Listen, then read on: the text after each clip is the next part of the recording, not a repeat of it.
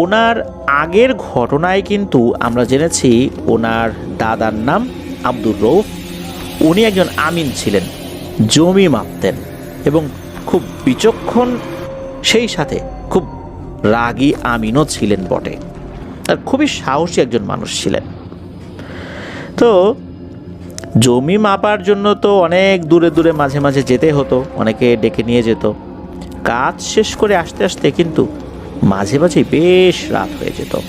তো দাদার একটা সাইকেল ছিল, সেটা নিয়েই উনি আসা যাওয়া করতেন। এমনই একদিন তার কাজ শেষ করতে করতে বেশ রাত হয়ে গেছে। তিনি ভাবলেন বাড়িতে যাচ্ছি, বাজারটা সেরেই যাই। উনি কাঁচা বাজার করলেন, সাথে 2টা বড় সাইজের ইলিশ মাছ কিনে রওনা দিলেন বাড়ির দিকে। তো ওনাদের বাড়ির দক্ষিণ দিকে নিজস্ব পুকুর, পুকুরের দক্ষিণ পূর্ব সাইডে ওনাদেরই তৈরি করা একটি মসজিদ ও মাদ্রাসা, মসজিদের পেছনে একটা বাঁশ বাগান। এই বাঁশ বাগানটা সমস্তটা আসলে ওনাদের না, 3টা পরিবারের মালিকানা রয়েছে সেখানে, বিশাল এক বাঁশ বাগান। মসজিদের পেছনে অর্থাৎ পুকুরের দক্ষিণে বাঁশ বাগানের মধ্যে এই ওবায়দুল ইসলাম ভাইদের কিন্তু পারিবারিক কবরস্থান, আর পাশেই ওনাদের মহল্লার আর একটা পরিবারের কবরস্থান, প্রায় পাশাপাশি আর কি। তো এই যে বাঁশবাগান, কবরস্থান, এর মধ্য দিয়ে একটা চিকন রাস্তা ছিল যেটা এখনও রয়েছে। এই রাস্তাটা মেইন রাস্তা থেকে নেমে এসে বাঁশবাগানের মধ্যে হয়ে মসজিদ ও মাদ্রাসার মাঝ দিয়ে ওদের বাড়ির সামনে দিয়ে গিয়ে আর একটা রাস্তায় উঠে গেছে। তো ওবায়দুল ইসলাম ভাইয়ের দাদা বেশিরভাগ সময় যাতায়াত করতেন এই রাস্তাটা দিয়ে। তো তখন তো অনেক রাত হয়ে গেছে, মানে যেই রাতে উনি ফিরছিলেন, উনি ভাবলেন যে রাস্তা দিয়ে যাই, মানে অর্থাৎ এই রাস্তা দিয়ে তাড়াতাড়ি বাড়িতে পৌঁছাতে পারবো। তো উনি যখন বাঁশবাগানের মধ্যে পৌঁছেছেন তখন দেখলেন রাস্তার মাঝে আড়াআড়িভাবে একটা বাঁশ পড়ে আছে। উনি তো বুঝে গিয়েছেন ঘটনা কি, উনি তো থেমে গেলেন সাইকেলটা নিয়ে। ওই সময় নাকি কেউ একজন নাকি গলায় বলছে, আব্দুর রউফ, তুই 2টা ইলিশ মাছ নিয়ে যাচ্ছিস না? ভালো কথা, 2টা নিয়ে যাচ্ছিস, আমাকে একটা দিয়ে যা। এই কথা শুনে দাদা তো ভয় তো পেলেনই না, বরং রেগে গিয়ে বললেন, হতচ্ছাড়া বিটকেল কোথাকার, আমি এত কষ্ট করে উপার্জন করি, সেই টাকা দিয়ে মাছ কিনছি, আমার এত কষ্টের উপার্জনের ফসল তোকে কেন দেব? আমার মাছ আমি কেন দেব? এটা আমার পরিবারের জন্য কেনা। অনেক রাত হয়ে গেছে, রাস্তা ছাড়, আমাকে যেতে দে। তখন নাকি আবার ওই নাকি গলায় বলছে, তুই তো 2টা মাছ নিয়ে যাচ্ছিস, আমি তো 2টা চাই নাই তোর কাছে, আমাকে একটা দিয়ে যা। আমি ইলিশ মাছ খাই, কতদিন ইলিশ মাছ খাই না, তোরা না দিলে কিভাবে খাবো আমরা? আমাদেরও তো খেতে ইচ্ছা করে। তখন নাকি আব্দুর রউফ দাদা বলে উঠলেন, আমার রাস্তাকে ছাড়বি না ছাড়বি না? যদি না ছাড়িস দেখ আমি কি করি। তখন দাদা আয়াতুল কুরসি পড়ে যখন ওই বাঁশের দিকে ফু দিয়েছেন, সাথে সাথে বাঁশ সোজা হয়ে কটকট কটকট শব্দ করতে করতে দাঁড়িয়ে যায়। এরপর দাদা আবার সাইকেল নিয়ে যখন চলতে শুরু করেছেন তখন আবারও পেছন থেকে বলে ওঠে, আব্দুর রউফ, মাছ তো দিলি না, পরে বুঝতে পারবি কত বড় ভুল করলি। দাদা এই সমস্ত কথায় পাত্তাই দেন না। দাদা বাড়িতে এসে দাদির হাতে বাজার ব্যাগ দিয়ে বললেন যে ব্যাগের ভিতরে ইলিশ মাছ আছে, রান্না করো। তো এখন থেকে বহুদিন আগে, অর্থাৎ ঘটনাটা কিন্তু 1975-76 সালের দিকে। তখন তো গ্রাম অঞ্চলে ফ্রিজের কথা কল্পনাই করা যেত না, ইলেকট্রিসিটি ছিল না। এখনও তো গ্রাম অঞ্চলে সব বাড়িতে ফ্রিজ নাই, তাই কেউ মাছ মাংস নিয়ে আসলে রাতেই রান্না করতে হতো, বা যখনই আনা হয়েছে সাথে সাথে ফ্রেশ জিনিসটা রান্না করতে হতো, না হলে সেটা জাল দিয়ে সেদ্ধ করে রেখে দিতে হতো। তো দাদি মাছ কেটে কুটে রান্না করেছেন, সবাই খাওয়া দাওয়া করেছেন, সবাই খাওয়া দাওয়া করে শুয়ে পড়েছে। তো খাওয়া দাওয়া করার পর দাদাও শুয়েছেন, হঠাৎ করে দাদার রক্ত বমি শুরু হলো, সেই সাথে গায়ে প্রচণ্ড জ্বর। এইভাবে চললো সারাটা রাত, কোনোভাবেই ওনার রক্ত বমি থামলো না, জ্বরও কমলো না।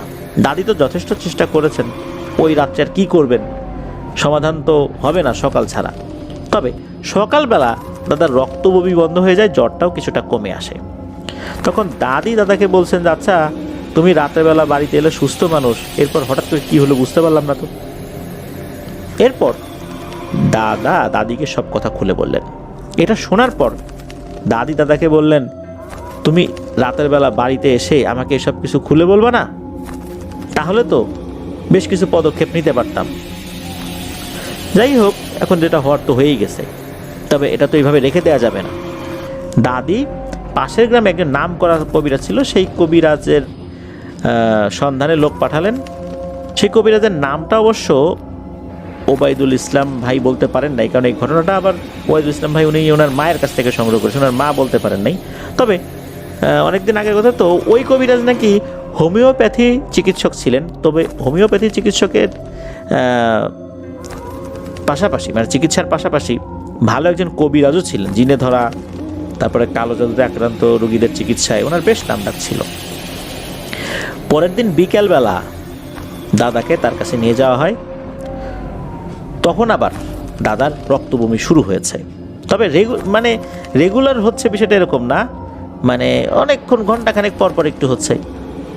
একটা হলো সারা রাত হয়েছে, আর দিনের বেলা দুপুর পর্যন্ত মোটামুটি একদম স্বাভাবিক ছিল, বমি হয়নি। যখন ওই কবিরাজের বাড়িতে নিয়ে যাওয়া হবে তার আগ দিয়ে আবার থেমে থেমে হচ্ছে। কবিরাজের কাছে যাওয়ার পর বিস্তারিত বিবরণ কবিরাজ শুনলেন। তখন কবিরাজ বললেন, আমাকে একটু সময় দেন, দেখি কিভাবে এই চিকিৎসাটা করা যায়। কিছুক্ষণ পর মানে কবিরাজ একটা সাইডে চলে গিয়েছিলেন, নিশ্চয়ই উনি কোনো একটা তথ্য নেওয়ার জন্য গিয়েছিলেন। তো কবিরাজ এসে বলল যে এই ঘটনার জন্য নাকি দাদা নিজেই অনেকটাই দায়ী। কারণ হচ্ছে উনি যখন বাঁশবাগানের মধ্যে ইলিশ মাছ নিয়ে প্রবেশ করেছেন, তার সাথে থাকা ব্যাগের ভিতরে যেই মাছগুলো ছিল এইটার উপরে নজর যায় এক মেছো পিশাচ শ্রেণীর জিন। তো এই জিনটা নজর দিয়েছে। ওই জিনটা মাছ চেয়েছে যখন, তখন দাদার উচিত ছিল একটা মাছ দিয়ে দেয়া, ও তো সবগুলো মাছ চায় নাই। দাদা তো মাছ দেনই নাই, আরও মেজাজ দেখিয়েছেন, অপমানজনক কথাবার্তা বলেছেন। জিনটা এতে করে খুব ক্ষিপ্ত হয়েছে, আর ওই মাছের উপরে ব্ল্যাক ম্যাজিক করেছে। যেই মাছটা খেয়েছেন দাদা, এইটা খাওয়ার পর মূলত এই ব্ল্যাক ম্যাজিকটা ওনার শরীরে পড়েছে। এই মাছটা আরও অনেকে খেয়েছে, কিন্তু তাদের সমস্যা হয়নি, হয়েছে শুধু এই আব্দুর রউফ দাদার। মূলত এই ধরনের মাছ, মাংস যেগুলো কোনো জিনে চায়, অন্ধকার রাতের বেলা নিয়ে আসা হয়েছে, কোনো জিন চেয়েছে, এই খাবারগুলো আসলে খাওয়া উচিত নয়। যদি খেতেও হয় রুকিয়া করে খেলে তখন ইনশাল্লাহ সমস্যা হবে না। এই ধরনের খাবারগুলোর উপর জিনেরা নজর দিয়ে রাখে, এমনকি জাদুটোনাও করে রাখে। তো এই জিনিসগুলোই কবিরাজ বললেন যে এই ব্যাপার। তখন দাদি সব শুনে বললেন যে কবিরাজ মশাই, তাহলে ওনার শরীরটা ভালো হবে কিভাবে? তখন কবিরাজ উনি দাদাকে রুকিয়া করে দেন, গোলাপ পানি পরে দেন এবং বলেন যে এগুলো একটু একটু করে খাওয়াতে হবে, গোসলের পানিতে আবার মিশিয়ে গোসল করতে হবে। এটা 7 দিন করতে হবে, আর 5 দিনের জন্য একটা ওষুধ দিয়ে দেন। এবং কবিরাজ এটাও বলে দেন 5 দিন পর আমার কাছে আসবেন, আর যেদিন আসবেন সন্ধ্যার পর আসবেন। তো ঠিক সময় মতোই যাওয়া হয়। এই 5 দিনের মধ্যে এই সমস্যাটা অনেকটাই কমে গিয়েছিল। তবে সমস্যার একটা দেখা দেয় যে দাদা ঘুমাতে পারতেন না। ঘুমালেই স্বপ্নের মধ্যে ভয়ঙ্কর একটা অবয়ব এসে বলতো, আব্দুর রউফ, আমাকে তো মাছ দিলি না, সব মাছ তোরাই খেলি। আমি বলেছিলাম আমাকে একটা মাছ দিয়ে যা, তুই দিস নাই। এবার বুঝবি, বুঝবি আর কি, বুঝতেছিস ইতোমধ্যে, আরও বুঝবি। এই স্বপ্নটা দাদা ঘুমালেই দেখতেন, মানে ঘুমালেই এটা উনি দেখবেনই, এমন একটা অবস্থা। দাদার কিন্তু গায়ে জ্বর নাই, বমিও হচ্ছে না, কিন্তু উনি ঠিকঠাক মতো ঘুমাতে পারছেন না। এইভাবেই কিন্তু 5 দিন কেটে যায়। 5 দিন পর যেই দিন, সেদিন সন্ধ্যায় ওনাকে নিয়ে যাওয়া হলো কবিরাজের কাছে। তাই তখন বললেন যে ওনার শরীরটা কিছুটা সুস্থ হয়েছে, কিন্তু ঘুমাতে তো পারছেন না, ঘুমালেই উনি এই দুঃস্বপ্ন দেখেন। তখন কবিরাজ বলেন যে ওই পিশাচটা তো সরাসরি কাছে আসতে পারতেছে না, দূর থেকে ভয় দেখাচ্ছে, স্বপ্নে ভয় দেখাচ্ছে, ওর সাথে একটা আলাপ আলোচনা করে বিষয়টার সমাধান করতে হবে। এরপর কবিরাজ দাদার শরীরে ওই জিনটাকে হাজির করেন এবং বলেন, এই লোক তোর কী ক্ষতি করেছে? তখন ওই জিনটা নাকি বলে ওঠে, ও আমার কোনো ক্ষতি করে নাই, তবে ও আমাকে অপমান করছে। আমি ওই বাঁশ বাগানে থাকি, ও যখন 2টা ইলিশ মাছ নিয়ে বাঁশ বাগানের ভেতর দিয়ে যাচ্ছিল, এটা দেখে আমার লোভ হয়েছে। আমি তো ওর পরিবারের কথা চিন্তা করে একটাই চাইছি, 2টা তো চাই নেই। সে দেবে না এই কথা বলার পরেও সে অপমানসূলক আরও কিছু কথা বলেছে। এই কারণেই আমি ওর উপর ক্ষিপ্ত হয়েছি। তখন ওই কবিরাজ বলে, ও কষ্ট করে উপার্জন করে, সে তার পরিবারের জন্য মাছ কিনে নিয়ে যাচ্ছে, তুই তোর পরিবারের জন্য, তোর খাওয়ার জন্য উপার্জন কর। সেই টাকা দিয়ে মানুষের বাজার থেকে মাছ কিনে পরে গাছের ডালে বসে বসে খা। মানা করছে কে? কিন্তু তোকে কিন্তু এক্ষুনি চলে যেতে হবে, তাহলে আগুনে তোকে পুড়িয়ে ফেলবো। তখন জিনটা বলে যে আগুনে পুড়িয়ে ফেলবি এত সহজ? এর পরের পরিণতি কি হবে জানিস? যেতে বলছিস চলে যাব, তবে একটা ইলিশ চাইছিলাম দেয় নাই, ওকে 7টা ইলিশ দিতে হবে, আর ও নিজে গিয়ে ওই বাঁশবাগানের ভেতরে 7টা ইলিশ দিয়ে আসবে কালকেই রাত 12টার পরে। কবিরাজ তখন বলে, ঠিক আছে, তুই 7টা ইলিশ মাছই পাবি, তবে মনে রাখিস ও ইলিশ মাছ দিতে যাবে, যদি কোনো ধরনের একটু ক্ষতি ওর হয়েছে তাহলে তোকে তো বোতলবন্দি করবই, আর তোকে বোতলবন্দি অবস্থায় আগুনে জ্বালায় পুড়ায় মারবো, মনে রাখিস। তখন বলে যে ও 7টা ইলিশ মাছ দিতে গেলে আমি ক্ষতি করব না, তবে একটা কথা, ও যেন ওই বাঁশবাগানের ভেতর দিয়ে রাতের বেলা কখনো না আসে, কেন ও আসলেই ওর ওই অপমানের কথা আমার মনে পড়বে, তখন কিন্তু আমি অনেক কথাই ভুলে যাব। তখন কবিরাজ বলে, ঠিক আছে, ও আর বাঁশবাগানের ভিতর দিয়ে রাতের বেলা যাবে না, দিনের বেলা গেলে সমস্যা নেই, বাট রাতের বেলা যাবে না। তো এরপর সত্যি দাদা পরের দিন 7টা বড় বড় ইলিশ মাছ রাত 12টার পর নিজে গিয়ে সেখানে দিয়ে এসেছিলেন। তবে দিয়ে যখন ঘুরে বাবার বাড়ির দিকে আসা শুরু করেছেন, পেছন থেকে কচমচ কচমচ আওয়াজ শোনা যাচ্ছিল, বোঝা যাচ্ছিল যে কোনো একটা কিছু ওই মাছগুলো কচমচ করে খেয়ে ফেলছে। এরপর আল্লাহর রহমতে এই বিষয় নিয়ে দাদার আর কোনো সমস্যা হয়নি, উনি আলহামদুলিল্লাহ পরিপূর্ণ সুস্থ হয়ে গিয়েছিলেন। দাদা তো এখন আর জীবিত নাই, উনি 2004 সালে মারা গিয়েছেন। আল্লাহ তাআলা তার ভুল ত্রুটি ক্ষমা করুন, জান্নাতুল ফেরদৌসের মেহমান হিসাবে কবুল করুন। প্রিয় লিসেনার্স, এটাই ছিল এই ঘটনা। চলুন চলে যাব আমাদের এবারের এপিসোডের পরবর্তী আরও একটি নতুন ঘটনায়।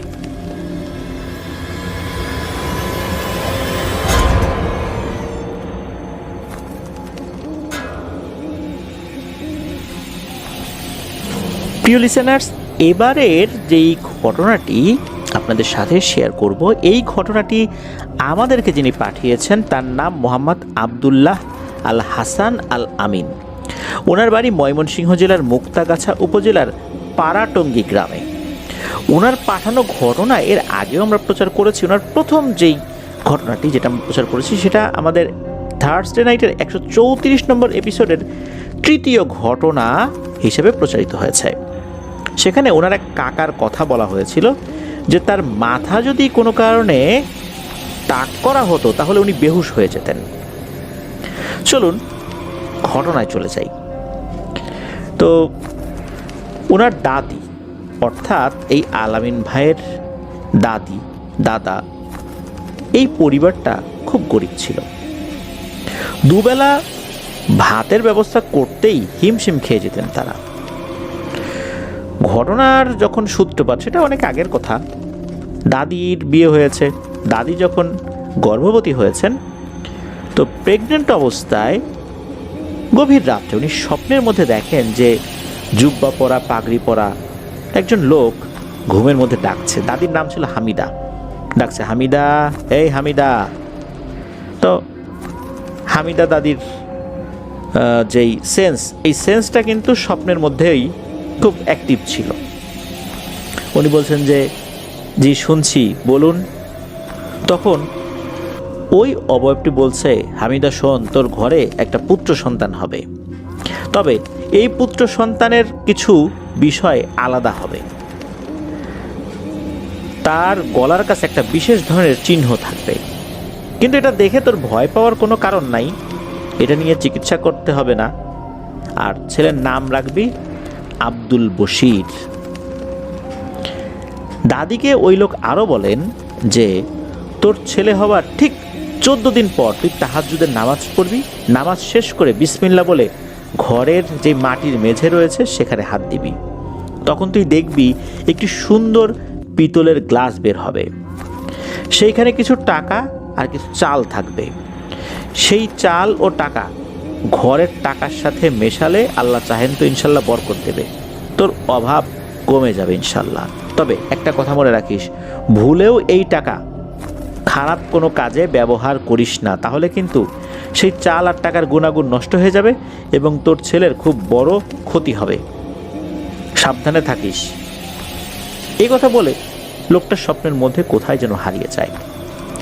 তাদের ঘুম ভেঙে যায়, তাদের খুব ভয় পান, তবে দাদি কাউকে কিছু বলেননি। তো এরপর দাদি সন্তান প্রসব করেন। এই যে বশির কাকা, উনি জন্মগ্রহণ করেন।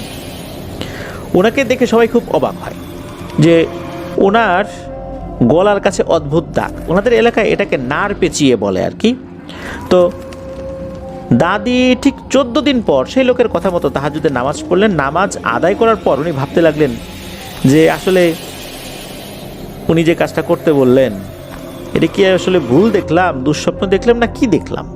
আর দুঃস্বপ্ন যদি হবে তাহলে ছেলের গলার কাছে এরকম বিশেষ চিহ্ন কেন। তো যাই হোক, উনি সাহস করে বিসমিল্লাহ বলে ঘরের মেঝেতে ওনার ডান হাতটা রেখেছেন। মেঝেতে হাত দেওয়ার সাথে সাথে নাকি মেঝের ওই জায়গাটা থরথর করে কাঁপতে শুরু করেছে, মনে হচ্ছে ওখানে ভূমিকম্প হচ্ছে। এটা অনুভব করার পর দাদি তো খুব ভয় পেয়ে গিয়েছেন, হাত সরিয়ে পিছিয়ে গিয়েছেন। উনি দেখতে পেলেন মাটি ফুঁড়ে একটা পিতলের গ্লাস বের হয়েছে, তার মধ্যে কিছু চাল এবং কিছু টাকা রয়েছে। দাদি তো ভয়ে আগাচ্ছেন না, না জানি কোন বিপদ হয়। হঠাৎ করে ওই সময় কে যেন দাদির কানে ফিসফিস ফিসফিস করে বলে উঠল, হামিদা, আমি যা বলেছি তুই তা করেছিস, আর আরও যে কথা বলেছি সেটা কর, তাতে ইনশাল্লাহ ভালো হবে। যা গ্লাস হাতে নে, আমার কথা মতো কাজ কর। তো দাদি সাহস করে সেই গ্লাসটা হাতে নিলেন। এরপর ওই গম্ভীর কণ্ঠটা যেটা ফিসফিস করে বলছে, ফিসফিস করে কথা বলে কিন্তু গম্ভীর কণ্ঠ বোঝা যায় না, তবে মনে হচ্ছিল যে কণ্ঠটা অনেক গম্ভীর। তো সেই কণ্ঠটা বলছে, যা এখন ঘরে থাকা কিছু টাকার মধ্যেই টাকা মিশা, আর ঘরে থাকা যে চাল রয়েছে সেই চালের মধ্যে এই চালগুলো মিশিয়ে দেয়। দাদি সেটাই করেন। সত্যি আল্লাহর রহমতে বেশ বরকত হয়। টাকা মনে হচ্ছে ফুরাচ্ছে না, চালও ফুরাচ্ছে না। আস্তে আস্তে দিন ভালোই চলছে, কিন্তু এই ভালো বেশি দিন আর স্থায়ী হলো না। এই যে দাদা, তার আবার নেশা করার বদভ্যাস ছিল, সেই সাথে জুয়া খেলারও বদভ্যাস ছিল। দাদিকে ফোর্স করতেন টাকা দিতে, দাদি বলতেন টাকা নাই। অনেক পিড়াপিড়ি করার পর কিছু টাকা বের করে দিতেন, তাও সেটা কিন্তু জুয়া খেলার জন্য, বাজার করার জন্য। এখন ঘটনা যেটা ঘটে, এক পর্যায়ে দাদা খুব ক্ষিপ্ত হন যে টাকা তোকে দিতেই হবে, এই বলে উনি ঘরের বিভিন্ন জায়গায় খোঁজাখুঁজি শুরু করেন। উনি চিন্তা করেছেন দাদি হয়তো বা কোনো গোপন জায়গায় টাকা রেখে দিয়েছেন। তো খুঁজতে খুঁজতে হঠাৎ করে ওই যেই টাকাটা উনি পেয়েছিলেন, এই টাকাটা দেখে ফেলেন। ওটা হাত দিয়েছেন, হাত দেওয়ার সাথে সাথে দাদি হাউমাউ করে কান্নাকাটি শুরু করেছেন যে খবরদার এই টাকাটা নিয়েন না, অনেক বড় ক্ষতি হয়ে যাবে, আমাদের ছেলের অনেক বড় ক্ষতি হবে। তখন এই পুরো ঘটনা দাদি দাদাকে খুলে বলেন। এটা বলার সাথে সাথে দাদা আরও বেশি ক্ষিপ্ত হন, বলেন যে উল্টোপাল্টা কথা বলার জায়গা পাস না, মিথ্যা কথা বলিস, টাকা না দেওয়ার ধান্দা।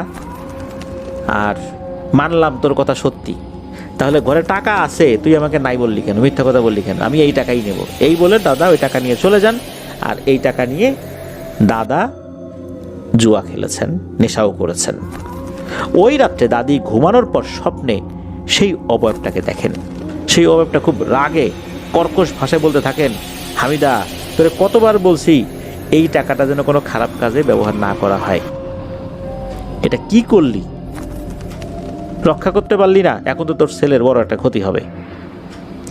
দাদি তো স্বপ্নের মধ্যে হাউমাউ করে কান্নাকাটি শুরু করেছেন এবং বলেন যে হুজুর, আমি তো অনেক চেষ্টা করছি, পারি নাই, আমার স্বামীর বদভ্যাসের কারণে এটা রক্ষা করতে পারি নাই। আমি তো চেষ্টা করছি, এটা তো আল্লাহ জানে যে আমি কতটুকু চেষ্টা করছি, আর নিশ্চয়ই আপনিও সেটা দেখছেন। আমার ছেলের কোনো ক্ষতি করেন না, অপরাধ যদি হয়ে থাকে আমার হয়েছে, ভুল হলে আমার হয়েছে, আমাকে শাস্তি দেন, আমি মাথা পেতে নেব। দাদির ওই কান্না দেখে নাকি ওই জিনের মায়া হয় এবং বলে, দেখ হামিদা, তুই যা করছিস এটা আমার জায়গায় আমার জাতির ভেতরে মেনে নেয়ার মতো না, এগুলো আমরা মানি না, আমরা না চাইলেও ক্ষতি করি, এটা আমাদেরকে করতেই হয়, এটা একটা নিয়ম।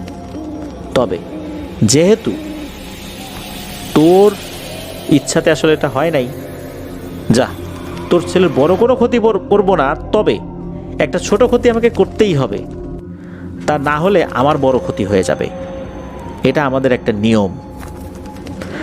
তোর ছেলের মাথায় একটা কালো দাগের মতো দিয়ে গেলাম, কেন দিলাম এটা আমি বলবো না, তবে তোর ছেলের মৃত্যুর 40 দিন আগে এটা মুছে যাবে। তোর ছেলেকে কখনো মাথা টাক করতে দিবি না, যদি করিস তাহলে কিন্তু ক্ষতি হবে। এই বলে লোকটা স্বপ্নের মধ্যেই চলে যায়। দাদি এই কথা শুনে অনেক কান্নাকাটি করেন স্বপ্নের মধ্যেই। তো দিন যায়, কাকা বড় হচ্ছেন, তো ওই লোকের কথা মতো সত্যি মাথায় একটা কালো দাগের মতো হয়ে যায়। তো কাকাকে মাথা ন্যাড়া করা কখনই হয়নি, অর্থাৎ টাক করা হয়নি। কাকার বয়স যখন 12 বছর হয়ে যায়, তো ওনার চুল আসলে অনেকদিন কাটাকাটি হয় নাই, তো ওনার চুলে জট বেঁধে গিয়েছে বিভিন্ন জায়গায়। কেউ তার সাথে খেলে না, তাকে দেখলেই বাচ্চারা ভয় পায়।